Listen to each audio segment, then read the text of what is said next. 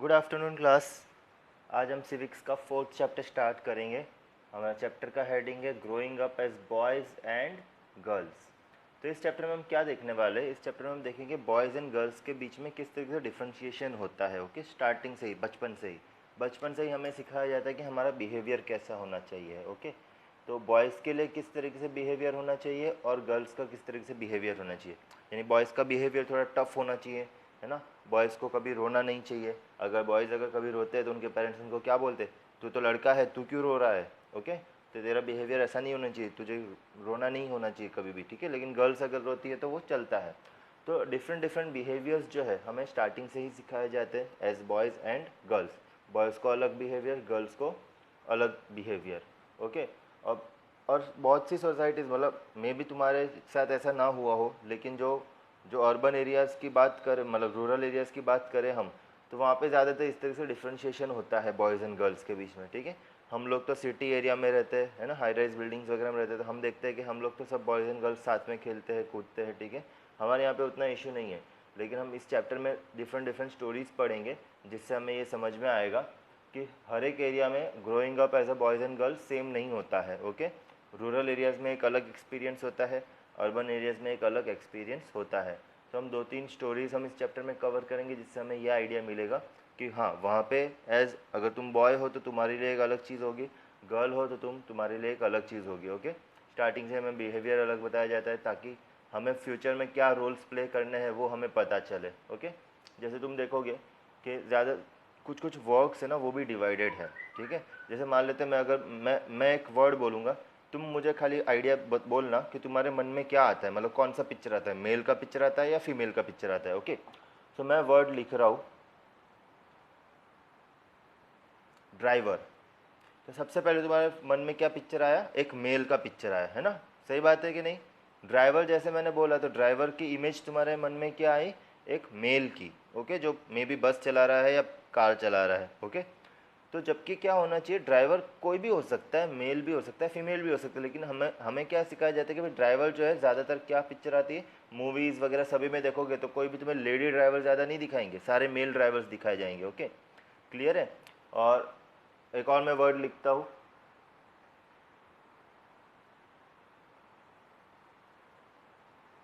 तो यहाँ पे तुम्हारे मन में पहले क्या इमेज आई, हो सकता है सभी के मन में दो इमेजेस आई हो, एक मेल की भी एक फीमेल की भी, लेकिन प्रायोरिटी जैसे टीचर बोलते हैं तो फीमेल लगता है। ओके, और सर बोलते हैं तो मेल लगता है, ठीक है। लेकिन टीचर जो है ना, टीचर दोनों ही होता है, male and female. Teacher word जो है ना, who teaches, who gives education, it can be male और फीमेल, बट टीचर वर्ड से हमें क्या पता चलता है, हम ज़्यादातर क्या रिकोगनाइज करते हैं, फीमेल रिकोगनाइज करते हैं। ओके, ओके, अब मैं एक और वर्ड लिखता हूँ, एक गेम लिख रहा हूँ, तुम मुझे बताओ ये गेम कौन खेलता है। क्रिकेट, तो तुम्हारे मन में पहले क्या आएगा, मेल्स आए दिखेंगे, है ना, मेल्स दिखेंगे सारे। जबकि वो वुमेन टूर्नामेंट्स भी होते हैं क्रिकेट में, ठीक है, तो वुमेन्स भी खेलती है क्रिकेट, लेकिन पहले क्या डोमिनेटिंग आ जाता है यहाँ पे, मेल डोमिनेटिंग आ जाता है। ओके, एक और मैं गेम लिखता हूँ, चलो,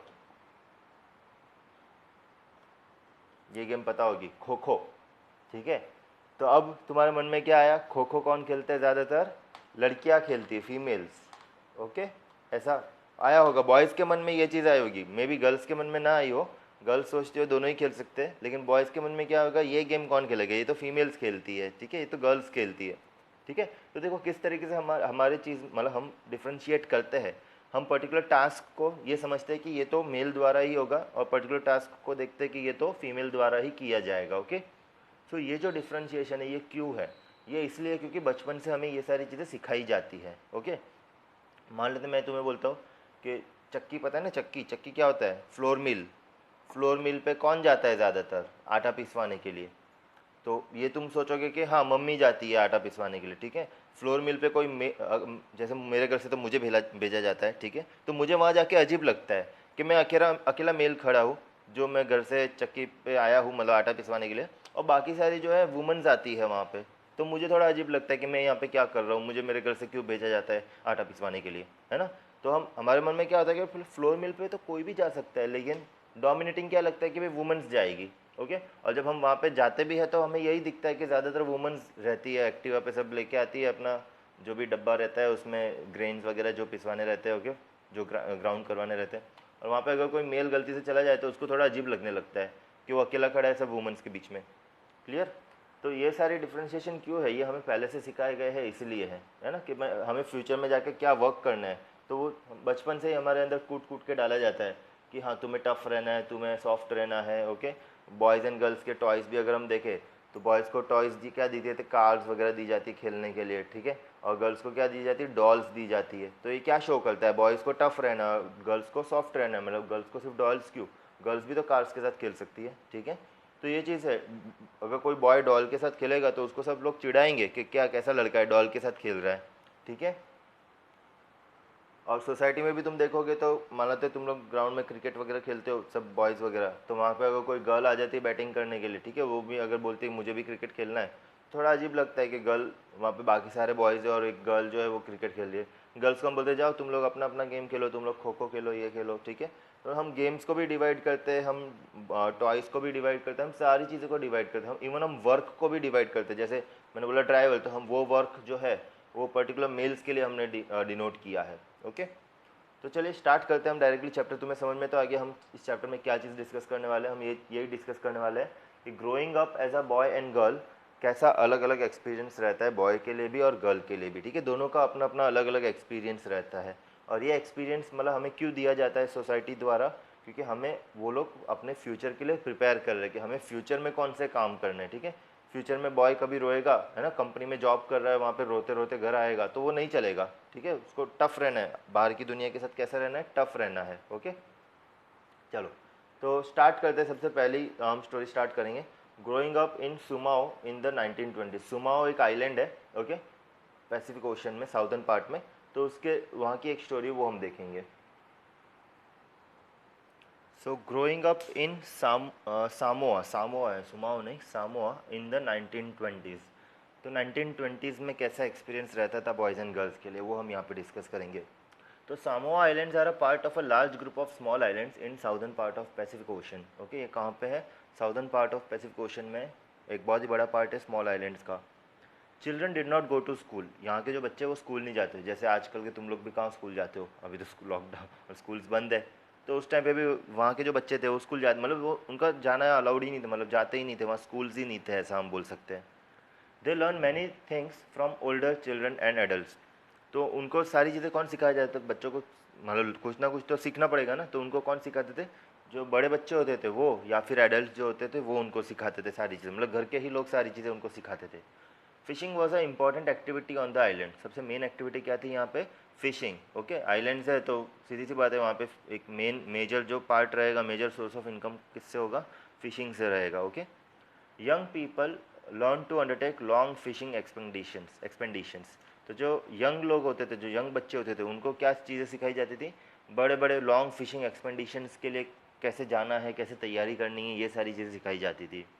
जो छोटे जो बेबीज़ होते थे, okay, as soon as the babies could walk there care was taken by other children often as young as 5 year old।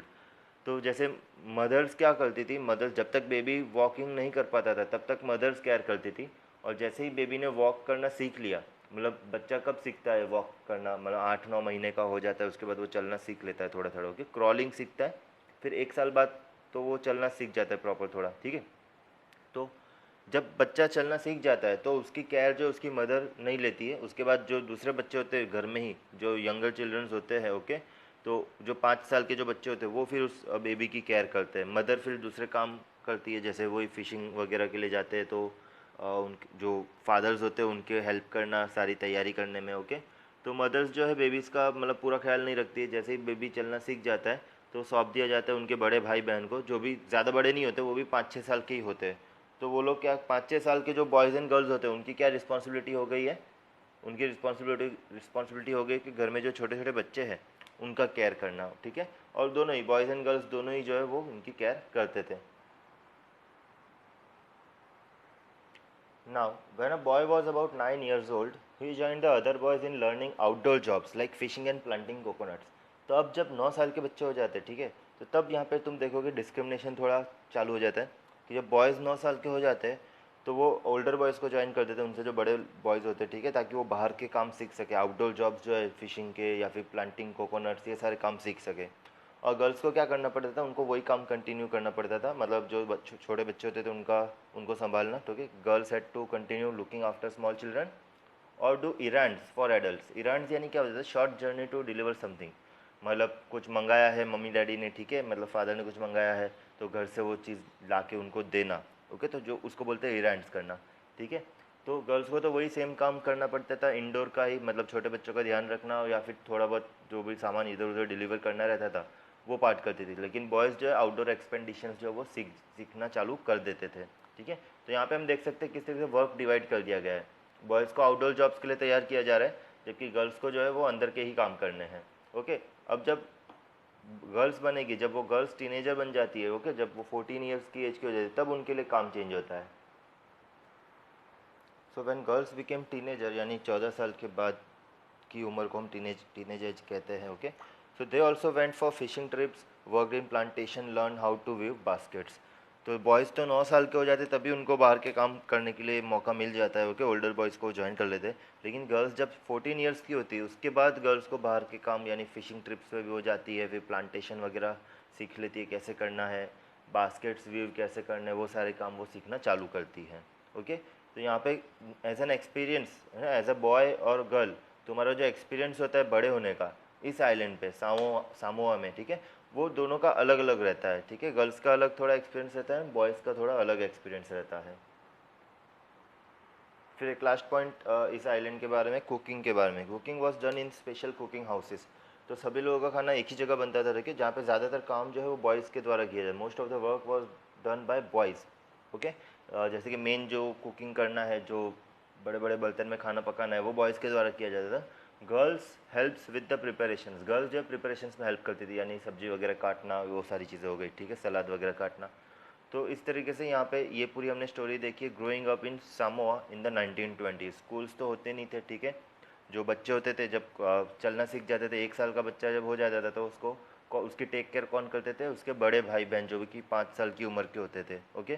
फिर जब बॉयज़ और गर्ल्स 9 साल के हो जाते हैं, तो बॉयज़ को तो फिशिंग एक्सपेंडिशंस और बाहर के जो आउटडोर वर्क है वो सीखने का मौका मिल जाता है, लेकिन गर्ल्स को सेम काम कंटिन्यू करना रहता है, मतलब उनके जो छोटे भाई बहन होते हैं उनकी देखभाल करना, और साथ साथ में जो भी छोटे बहुत जो भी डिलीवरी करनी पड़ती थी एडल्ट्स को, इरेंड्स वाले जो वर्क होते थे वो करने का, ठीक है। फिर जब गर्ल्स 14 ईयर्स की होती है, तब उनको भी बाहर के जो काम रहते हैं, फिशिंग ट्रिप्स के लिए जाती है, फिर प्लांटेशंस कैसे ग्रो किए जाते हैं, वो सब सारी चीज़ें सीखने चालू कर देती है गर्ल्स भी। और कुकिंग की बात करें तो ज़्यादातर वर्क जो है बॉयज़ के द्वारा किया जाता है, गर्ल्स जो है खाली प्रिपरेशंस में हेल्प करती थी। क्लियर है यहाँ तक? ओके। अब नेक्स्ट हम दूसरी स्टोरी देखेंगे, ये हमने सामोआ आइलैंड के बारे में पढ़ा था। अब हम देखेंगे मध्य प्रदेश में, ओके, 1960s की हम स्टोरी देखेंगे कि 1960s में किस तरीके से as a boy and girl तुम्हारा एक्सपीरियंस रहेगा अगर तुम वहाँ पे ग्रो करते हो, ठीक है। अगर उस टाइम पे जो बच्चे थे, बॉयज़ एंड गर्ल्स थे, उनका क्या एक्सपीरियंस था मध्य प्रदेश में। सो नेक्स्ट टॉपिक देखो, growing up male in Madhya Pradesh in 1960s। So from class 6 separate schools for boys and girls. तो क्लास 6 से ही वहाँ पे क्या होता था, बॉयज़ एंड गर्ल्स की सेपरेट स्कूल हुआ करती थी। Girls school had a central courtyard where girls played in total seclusion, seclusion यानी privately, and safety from outside world. तो गर्ल्स के स्कूल में क्या था, सेंट्रल कोर्टयार्ड था, जैसे चारों तरफ बिल्डिंग्स हो गई, ओके, और बीच में ये प्लेग्राउंड हो गया, ठीक है। तो चारों तरफ स्कूल्स की बिल्डिंग और बीच में प्लेग्राउंड, ताकि बाहर की दुनिया से बिल्कुल ही सेपरेट हो, किसी को कुछ दिखे ही ना कि गर्ल्स अंदर खेल रही है, क्या कर रहे हैं। टोटल प्राइवेट स्पेस जैसा हो गया, सेफ्टी हो गया आउटसाइड वर्ल्ड से। जैसे कि बॉयज़ स्कूल का क्या था, बॉयज़ स्कूल में जैसे ये बिल्डिंग हो गया, तो उसके बाजू में ही अटैच था प्लेग्राउंड। तो बाहर की दुनिया से, मतलब प्राइवेट था नहीं, मतलब बाजू स्कूल के बाजू में प्लेग्राउंड अटैच्ड है, वहाँ पे बॉयज़ को खेलना है। तो स्कूल्स के डिज़ाइन भी देखो किस तरीके से सेपरेट थे, ओके। गर्ल्स के स्कूल का कोर्टयार्ड सेंटर में था, और बॉयज़ स्कूल का कोई कोर्टयार्ड नहीं था, only playground was a just big space attach to the school. और प्रॉपर प्लेग्राउंड भी नहीं था, खाली एक खाली जगह रहती थी स्कूल के बाजू में, वहाँ पे बॉयज़ खेलते थे, ओके। बॉयज़ एवरी इवनिंग क्या होता था, boys use the streets as a place to stand around idling, to play, to try out tricks with the bicycles. तो हर शाम को जब जैसे ही स्कूल छूटती थी दोनों की, बॉयज़ और गर्ल्स की, तो बॉयज़ क्या करते थे, स्ट्रीट्स पे इकट्ठा हो जाते थे, ऐसे ही फालतू में टाइम पास करते थे या फिर खेलते थे वहाँ पे। ओके, सीधा सीधा घर तो नहीं जाते थे, वहीं पे खेलते थे, या फिर बाइसाइकिल जो उनकी साइकिल्स होती थी उस पर ट्रिक्स वगैरह ट्राई करते थे, मतलब व्हीली वगैरह सब मारना ट्राई करते थे। ओके, और गर्ल्स क्या यूज़ करती थी स्ट्रीट्स का, girls walked on streets purposefully to get straight to the home. वो पर्पसफुली स्ट्रीट्स पे चलती थी एकदम सीधा, उनको सीधा घर जाना रहता था। ओके, वो कहीं पे रुकती नहीं थी, कुछ टाइम पास वगैरह नहीं करती थी। Perhaps because girls feared of being teased और अटैक्ड। ओके, गर्ल्स को हमेशा ये डर लगा रहता था कि उनको कोई ना कोई चिढ़ाएगा, ओके, टीजिंग करेगा या फिर कोई उन पर अटैक करेगा। तो गर्ल्स जो है पर्पसफुली जैसे ही स्कूल छूटती थी सीधा वो घर का रास्ता देखती थी, ठीक है, सीधा घर जाती थी। और बॉयज़ क्या करते थे, बॉयज़ जैसे ही स्कूल छूटती थी वहाँ स्ट्रीट्स पे इकट्ठा हो जाते थे और वहाँ पे खेलते थे, कूदते थे, चुपचाप ऐसे ही मतलब टाइम पास करते थे। ओके, बाइसिकल्स पे व्हीली वगैरह मारते थे ऐसा। ओके, तो यहाँ पे हम देख रहे हैं कि कैसा अलग सा एक्सपीरियंस है बॉयज़ और गर्ल्स के लिए। ओके, 1960s में मध्य प्रदेश में। सबसे पहली बात तो उन दोनों की स्कूल्स जो सेपरेट है बॉयज़ एंड गर्ल्स की। ओके, और स्कूल्स का डिज़ाइन भी हमने देखा, जो प्लेग्राउंड है, गर्ल्स का प्लेग्राउंड एकदम प्राइवेट है और बॉयज़ का तो एकदम खुले में है। ओके, और जब स्कूल छूटती है तो गर्ल्स सीधा अपने घर जाती है और बॉयज़ जो है स्ट्रीट्स पे ही टाइम पास करते हैं, खेलते हैं, बाइसिकल के ऊपर ट्रिक्स ट्राई करते हैं। ओके, देर आर मैनी, अब दोनों एग्जाम्पल्स हमने देखे, ठीक है, तो हम क्या बोल सकते हैं, there are many different ways of growing up. ठीक है, दोनों एग्जाम्पल में हमने देखा कि दोनों में अलग अलग तरीके थे बड़े होने के। आज के ज़माने में हम जो तुम लोग जो ज़माना जी रहे हो, ठीक है, तो तुम्हारे ज़माने में उतना फ़र्क नहीं है बॉयज़ एंड गर्ल्स में। लेकिन तुम अपने एल्डर्स की बात करो, अपने मम्मी पापा से पूछो या दादा दादी से पूछो, तो उनके ज़माने में किस तरीके से चेंजेस थे उनके चाइल्डहुड में, वो एक बार पूछ के देखो, तो उनके ज़माने में काफ़ी ज़्यादा चेंजेस थे। Okay, the childhood of our elders in family were very different from ours. Okay, हमारे चाइल्डहुड से उनका चाइल्डहुड काफ़ी ज़्यादा डिफरेंट था, काफ़ी ज़्यादा वेरिएशंस थे। Society makes clear distinctions between boys and girls. जो जो पूरी सोसाइटी है वही एक पूरा एक क्लियर डिस्टिंक्शन बताती है। डिस्टिंक्शन यानी अलग अलग भेदभाव, ठीक है, तो अलग अलग चीज़ें बताती है बॉयज़ एंड गर्ल्स के लिए। फॉर एग्जांपल बॉयज़ को कार्स दी जाती है खेलने के लिए, गर्ल्स को दी जाती है डॉल्स। ओके, तो ये पर्पसफुली किया जाता है ताकि बॉयज़ एंड गर्ल्स को ये समझाया जा सके कि उनका जो फ्यूचर है वो डिफरेंट होगा। जब वो मैन और वुमन बनेंगे तो उनके डिफरेंट रोल्स होंगे जो उनको फ्यूचर में प्ले करने हैं। तो इसलिए ये सारी चीज़ें पर्पसफुली की जाती हैं। और कैसे dress, how to dress, how to play, how to behave, ये सारी चीज़ें भी सिखाई जाती है ना। ड्रेसिंग सेंस कैसा होना चाहिए गर्ल्स का और बॉयज़ का, क्या क्या गेम्स खेलनी चाहिए, गर्ल्स को कौन सी गेम खेलनी चाहिए, बॉयज़ को कौन सी गेम खेलनी चाहिए, बिहेवियर कैसा होना चाहिए, बॉयज़ का टफ बिहेवियर होना चाहिए, गर्ल्स का सॉफ्ट होना चाहिए। तो ये सारी चीज़ें हमें स्टार्टिंग से ही, बॉयज़ एंड गर्ल्स जब हम रहते हैं, मतलब हम जब छोटे होते हैं तभी से हमें ये सारी चीज़ें सिखाई जाती है। ओके, ताकि हमें फ्यूचर में कौन सा क्या वर्क करना है वो हमें इंडिकेट किया जाता है इन सारी चीज़ों के द्वारा। In most societies roles of man and woman play और the work they do are not valued equally. ठीक है, बहुत सी सोसाइटीज़ में, इवन हमारी सोसाइटीज़ में भी, ठीक है, जो मैन का रोल है और जो वुमन का रोल है, ठीक है, या फिर जो वर्क जो दोनों करते हैं उन दोनों को इक्वली वैल्यू नहीं किया जाता है। जैसे हम देखते हैं, अगर कोई मैन, जैसे हमारे फादर वर्क करते हैं, ठीक है, जॉब करते हैं या बिजनेस करते हैं, तो 8 to 9 आवर्स वो लोग घर से बाहर रहते हैं और काम करते हैं। ओके, तो वुमन जो होती है वो भी घर के काम तो करती है, तो वुमन का भी घर का काम सवेरे का होता है, शाम का होता है, बच्चों को रखना, उनको खिलाना पिलाना, ठीक है, तो वुमन का भी 8 to 9 आवर्स तो हो ही जाता है घर के अंदर वर्किंग। ठीक है, लेकिन फिर भी आदमी जब शाम को घर आता है तो क्या बोलता है, वुमन को तो कोई काम है नहीं, घर पे ही बैठे रहना है। लेकिन घर में भी तो काम होता है ना, कपड़े धोना, सुखाना, ठीक है, फिर घर की साफ़ सफाई करना, खाना बनाना, सुबह भी बनाना, शाम को भी बनाना, खाना बनाने के लिए प्रिपरेशंस करना, ठीक है, फिर खाना हो जाने के बाद सभी का वो सारे बर्तन वगैरह धोना। ठीक है, तो इतने सारे वुमेंस के भी काम होते हैं और मैन के भी काम। मैन अपना काम करता है 8 से 9 घंटे घर के बाहर, और वुमन भी तो घर के अंदर रह के ऐसे थोड़ी का पूरे दिन आराम करती है। लेकिन फिर भी दोनों के वर्क को उतना इंपॉर्टेंट वैल्यू नहीं दिया जाता। मैन के वर्क को ज़्यादा वैल्यू दिया जाता है, वुमन के वर्क को उतना वैल्यू नहीं दिया जाता है। बहुत बार मतलब ऐसा बोला जाता है कि वुमेन्स तो घर पे बैठ के कुछ भी काम नहीं करती है। ओके, और मैन और वुमन का स्टेटस जो होता है वो भी सेम नहीं होता है। मैन का स्टेटस ज़्यादा हाई कंसिडर किया जाता है कंपेयर टू वुमन। ऐसा क्यों? क्योंकि मैन जो होते हैं वो घर से बाहर काम करके अर्निंग्स लेके आते हैं, पैसे कमा के लाते हैं, ठीक है, लेकिन वुमन घर के ही काम करती है लेकिन उसको पैसे नहीं मिलते। वो अगर घर पे कोई मेड होगा जो कि घर के काम करेगा तो उसको हम पैसे देते हैं कि नहीं देते? मान लेते तुम्हारे घर पे तुम्हारी मम्मी झाड़ू पोछा नहीं करती है और कोई मेड आती है वो झाड़ू पोछा करके जाती है, ठीक है, तो उसको हम पैसे देते हैं। ठीक है, मतलब वो जो काम है उस काम के भी पैसे लगते हैं, ओके। और वही अगर तुम्हारी मम्मी ही करती है तो उसके कोई पैसे गिने नहीं जाते, ओके। तो वह हम बोल सकते हैं ना, मदर अगर घर के सारे काम कर रही है, खाना भी बना रही है, ठीक है, घर की साफ़ सफाई भी कर रही है, कपड़े वगैरह भी धो रही है, तो वो सारे वर्क की भी तो वैल्यू है ना। अगर वही सारे काम अगर किसी हम बाहर वाले आदमी से करवाए तो उसके लिए कितना पैसा लगेगा, ठीक है। जितना कमा रहे हो उतना सारा खर्च भी हो जाए उसी वही सारे काम में। लेकिन मदर्स जो है वो फ्री में करती है घर के काम सारे, ओके। वुमेन्स घर के काम सारे फ्री में करती है। तो भी दोनों का स्टेटस सेम नहीं है, मेन का स्टेटस हाई कंसिडर किया जाता है कंपेयर टू वुमन, ओके। देखो मैंने एक पिक्चर सर्च किया जिसमें बॉयज एंड गर्ल्स के टॉयज भी अलग अलग दिखाए गए हैं ये शॉप में। यहाँ पे सारे गर्ल्स के टॉयज रखे हैं, सारे डॉल्स, गुड्डे गुड्डिया, यही सब रखे हैं। बॉयज के टॉयज देखोगे तो helicopter, crane, fighter jet plane, ये सारे, ओके।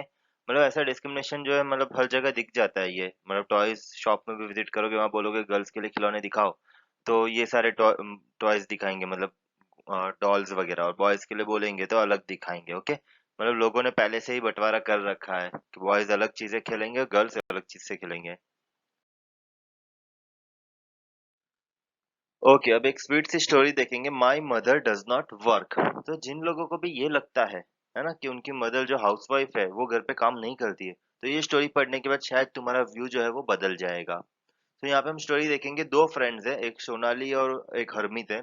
सोनाली की मदर जो है वो ऑफिस में वर्क करते हैं और हरमीत की मदर जो है वो हाउसवाइफ है, ओके। तो यहाँ पे सोनाली अपनी मदर को क्या कह रही है, माँ we are going on a school excursion. Excursion यानी शॉर्ट ट्रिप, ओके, स्कूल की तरफ से ट्रिप पे जा रहे हैं। Rosie ma'am needs volunteers, Rosie ma'am को वॉलेंटियर्स चाहिए ताकि वो सब बच्चों की देखभाल कर सके। Can't you take a holiday from office and volunteer. तो यहाँ पे सोनाली जो है अपनी मदर को बोल रही है कि हम लोग हमारी स्कूल में से जो है एक शॉर्ट ट्रिप पे ले जा रहे हैं और रोजी मैम को वॉलेंटियर्स की जरूरत है। तो क्या आप एक दिन के लिए ऑफिस से छुट्टी ले सकते हैं ताकि आप हमारे साथ आ सके और वहाँ पे वॉलेंटियर बन सके। Harmeet's mother always comes for excursions because she doesn't work. तो यहाँ पे सोनाली क्या बोल रही है कि हरमीत की मम्मी जो है वो हमेशा आती है, हमेशा जब भी शॉर्ट ट्रिप्स होती है तो वो साथ में आती है एज अ वॉलेंटियर, क्योंकि वो वर्क नहीं करती है। Sonali, how can you say that? You know that Jaspreet auntie is up at 5 a.m. every day every day doing all the housework. तो अब सोनाली की मदर उसको डांट रही है कि तुम ऐसा कैसे बोल सकते हो कि हरमीत की मदर जो है वो काम नहीं करती है, जबकि जो जसप्रीत आंटी है, जसप्रीत यानी हरमीत की जो मदर है, वो डेली सुबह 5 बजे उठती है और घर के सारे काम करती है, पता है तुमको। Yes but that's not real work, it's just house work. तो सोनाली क्या बोल रही है कि वो कोई रियल वर्क थोड़ी ना है, वो तो सिर्फ हाउस वर्क है। मतलब यहाँ पे क्या है, हाउस वर्क को थोड़ा कम इंपॉर्टेंस दिया जा रहा है बच्चों, ठीक है। जो ऑफिस में वर्क करती है वो ज्यादा इंपॉर्टेंस है, और जो घर का काम है उतना इंपॉर्टेंस नहीं है, उसको कम इंपॉर्टेंस दिया जा रहा है। Oh that's what you think do you, let's go over to their house and ask Jaspreet what she thinks. तो अब यहाँ पे सोनाली की मदर बोल रही है कि अच्छा तुम्हें ऐसा लगता है कि मतलब वो तो सिर्फ एक हाउस वर्क है, ठीक है, चलो जसप्रीत के घर जाते हैं और वहां उनसे पूछते हैं उनके उनके क्या व्यूज है इसके लिए, ओके। तो अब ये लोग आ गए सिंह साहब के घर पे, ओके। नाम से ही पता चल रहा है जसप्रीत हरप्रीत ये लोग पंजाबी हैं। तो जो सोनाली की मदर है वो हरप्रीत के फादर को यानी हरशरण को क्या बोल रही है, Harsharan Sonali thinks that your wife is not a working person. तो हरशरण जो है हंसने लग गए। But is not that correct aunty, my mother is a house wife, she does not work. तो जो हरप्रीत का जो भाई है वो भी क्या बोल रहा है कि क्या ये सही नहीं होगा आंटी, मतलब मेरी मदर हाउस वाइफ है इसलिए हम ऐसा बोल सकते हैं ना कि she does not work. So then Jaspreet, why don't you just relax and let them manage everything for a change. तो अब सोनाली की मदर जो है हरप्रीत की मदर यानी जसप्रीत को क्या बोल रही है कि क्यों ना एक काम करते हैं जसप्रीत, तू कल एक छुट्टी ले ले, मतलब तू काम ही मत कर कल के दिन, है ना। Let let them work. तो हाउस जो इनको लगता है कि हाउसवाइफ कुछ काम नहीं करती, हाउसवाइफ के जो वर्क है वो उतना इंपॉर्टेंट नहीं है, ठीक है। तो को तू एक दिन छुट्टी ले ले और कल तू छुट्टी ले ले, बाकी सारे काम जो है ये लोग मैनेज करेंगे। Great idea, okay I will go on strike tomorrow. तो जसप्रीत मान भी गई, है ना, जसप्रीत मान गई कि चलो ठीक है मैं कल स्ट्राइक पे चली जाऊंगी, अच्छा आइडिया दिया है। What fun, will take care of everything tomorrow with papa. तो यहाँ पे जो दोनों बच्चे हैं हरप्रीत और उसका भाई, ओके, दोनों क्या बातें कर रहे हैं कि कल मजा आएगा, हम लोग पापा के साथ घर के सारे काम मैनेज करेंगे। तो बच्चे तो खुश हो ही गए हैं। तो अब डिसाइड हो चुका है कि जसप्रीत जो है एक दिन का स्ट्राइक करेगी। तो अब देखते हैं अगली सुबह क्या सीन बनता है। सुबह के 7:30 बज गए हैं और देखो सब कुछ लेट हो रहा है। क्योंकि ऐसे तो रोज जसप्रीत काम करती थी तो किसी को उस काम की वैल्यू नहीं थी, और आज सवेरे देखो सारी चीजें पेंडिंग रह गई, ना तो ब्रेकफास्ट बना है टाइम पे, ना बच्चे रेडी हो गए हैं।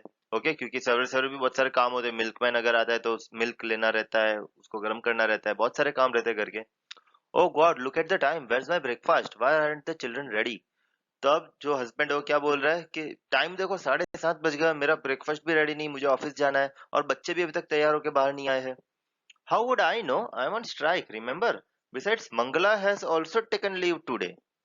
तो अब जो जसप्रीत है वो क्या बोल रही है कि मुझे कैसे पता, मैंने तो स्ट्राइक लिया है, और मेरी जो फ्रेंड है मंगला, जो सोनाली की मदर है, उसने भी आज छुट्टी ले ली है, मुझे नहीं पता, मैं तो स्ट्राइक पे हूँ। Oh no, that's the school bus. I'll have to drop them in the car. अब क्या हुआ, हॉन्क हॉन्क की आवाज आई, मतलब क्या हुआ, हॉन्क हॉन्क कौन करता है? स्कूल बस की आवाज आती है ना, ऐसा पॉम पॉम आवाज आती है सवेरे सवेरे। तो बस आ गई स्कूल की, बस आ गई स्कूल की, नहीं स्कूल की बस आ गई। ओके, स्कूल की बस आ गई, लेकिन बच्चे रेडी नहीं है, तो अब क्या बोल रहे हैं जो फादर है कि चलो कोई बात नहीं, मैं उनको स्कूल जो है अपनी कार में ड्रॉप कर दूंगा, बस को जाने दो। Hurry hurry and ask Harmeet to switch on the pump. अब क्या बोल रहे हैं यहाँ पे बॉय को, अपने बेटे को क्या बोल रहा है कि हरमीत को जल्दी जल्दी करो, जल्दी ब्रश करो, तैयार हो जाओ, और हरमीत को बोलो कि वो पंप स्टार्ट कर दे। पंप यानी जो वाटर वाटर पंप जो होता है, जिससे सवेरे सवेरे मतलब ऊपर जो टंकी रहती है पानी की, वो पानी भर जाता है, ठीक है। तो रो हाउस वगैरह में रहते हैं तो मतलब हमारे खुद ही हमारा पंप वगैरह चालू करना पड़ता है सवेरे, ठीक है, मतलब पानी की टंकी में जो पानी भरना रहता है वो हमें खुद करना रहता है। तो यहाँ पे हरमीत को बोल रहा है, क्या बोल रहा है कि हरमीत को बोलना कि वो पंप चालू कर दे वरना पानी खत्म हो जाएगा। But what about the kids lunch boxes, oh no forget about that. अब क्या हुआ, तैयार तो हो गए, अब बिना लंच बॉक्स के ऐसे ही जा रहे हैं पापा के साथ, पापा कार में छोड़ देंगे, लेकिन लंच बॉक्स तो तैयार हुआ ही नहीं है। I'll give you some money, just buy something from the canteen today। तो अब तो बच्चों की तो चांदी हो गई, पापा ने क्या बोला कि मैं तुमको पैसे दे दूंगा, तुम कैंटीन से कुछ ना कुछ खरीद के खा लेना। माँ already gave us money for that. तो हरमीत ने क्या कहा कि मम्मी ने ऑलरेडी हमें पैसे दे दिए, देखो मम्मी स्ट्राइक पे है, बट फिर भी मम्मी ने इनको पैसे दे दिए, मम्मी को पता है इन्होंने साथ में अपना लंच बॉक्स लिया नहीं है, ठीक है। तो माँ का दिल बहुत सॉफ्ट होता है। ओके, तो मम्मी ने जो है पहले से ही इनको पैसे दे दिए बच्चों को कि स्कूल कैंटीन में कुछ खरीद के खा लेना, क्योंकि पापा तो ऐसे है ही भुलक्कड़। सवेरे एक तो 7:30 बजे उठ, उनको पता ही नहीं था कि मेरी स्ट्राइक होने वाली है, मैं स्ट्राइक पे हूँ। ओके, और मतलब तुम्हें लेट भी करवा दिया, अब तुम्हें कार में छोड़ रहे हैं, ना ही तुम्हारा लंच बॉक्स रेडी किया। इवनिंग, अब शाम का टाइम हो गया है, अब सवेरे का तो सब मैटर हो गया, देख लिया, सब गड़बड़ हो गया है, सवेरे गड़बड़ घोटाला। अब शाम को 6 बजे, डिंग डिंग डिंग डिंग, किसकी आवाज है, बेल की। I am exhausted, how about some tea, oh I forgot your strike, I will make some myself. तो अब क्या बोला, सवेरे आके घर पे आके पापा बोल रहे हैं कि अरे मैं बहुत थक गया हूँ, मुझे चाय बना दो। फिर बोलता है अरे हाँ हाँ, तुम्हारा तो स्ट्राइक है ना, कोई बात नहीं, चल मैं ही बना दूंगा चाय, कोई बात नहीं। The house looks like it was hit by a hurricane. तो अब फादर घर की हालत देख के क्या बोल रहा है कि हाउस तो ऐसा लग रहा है कि यहाँ पे हरिकेन आया था, हरिकेन यानी बवंडर आया था, सारी चीजें बिखरी पड़ी है, ठीक है, कपड़े कहाँ बिखरे पड़े, कपड़े प्रॉपर अपनी जगह पे नहीं है, बुक्स अपनी प्रॉपर जगह पे नहीं है, जो बैट वगैरह है, जो खेलने की चीजें हैं, ठीक है, वो भी सारे अपनी जगह पे नहीं है। Did you expect it to remain in exactly the same condition in which you left in the morning dear. तो अब जसप्रीत क्या बोल रही है कि क्या तुम्हें ऐसा लगता है कि तुम ये एक्सपेक्ट करते हो कि जैसा तुम छोड़ के गए थे सवेरे वैसे ही रहेगा शाम तक। तुम्हें पता है बच्चे ये आके सब सारी चीजें इधर उधर कर लेते हैं, बहुत तूफान मचाते हैं, है ना, तो ये सारी चीजें भी समेटनी पड़ती है, इसमें भी ये भी सारा एक काम हो गया है, ये भी करना पड़ता है। ऐसा नहीं है कि मतलब मैं पूरे दिन घर पे अकेली बैठती हूँ, मजे करती हूँ, टीवी देखती हूँ सोफा पे बैठ के, ऐसा बिल्कुल नहीं है। Harmeet, where on earth are the tea leaves. I wonder if they still believe I don't work and now I have to remind them that चाचा जी and चाची जी are coming for dinner।